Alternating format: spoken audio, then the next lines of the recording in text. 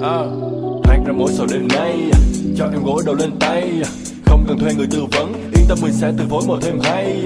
Anh sẽ pha màu nhạc khói và màu trầm của môi em. Và nếu bên nhau là lạc lối thì mình cứ để mọi thứ kia trôi êm. Wish you could give me another chance.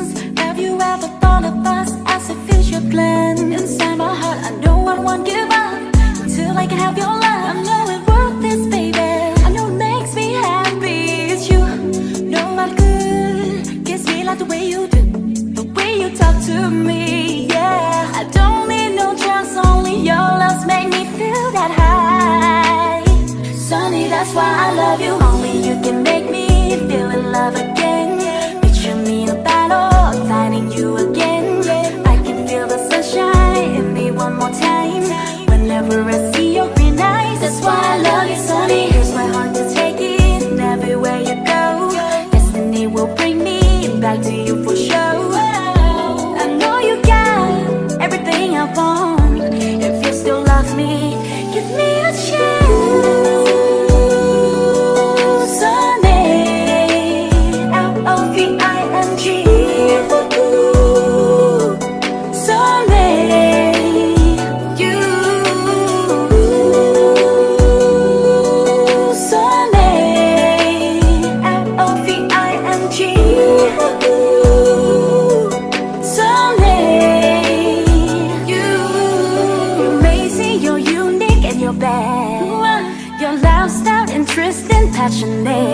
And I adore you by the way you carry yourself. Love do so well.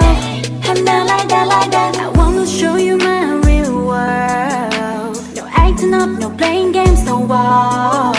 Just spend more time with me and you will see we're meant to be. 'Cause I'm there, make me feel in love again. Picture me in a battle, finding you again.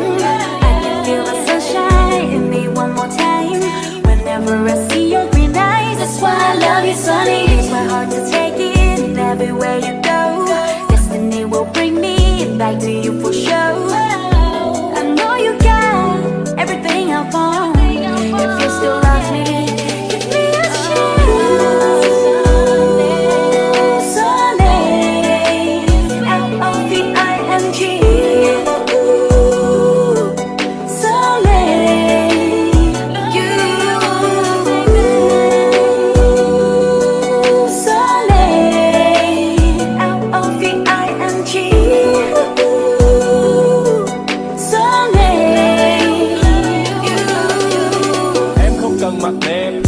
Anh thích lôi thôi, giá mới bằng vòng tay rồng và trả tận em bằng đôi môi. Lòng mình vui như Tết á, không cần chờ đêm 30.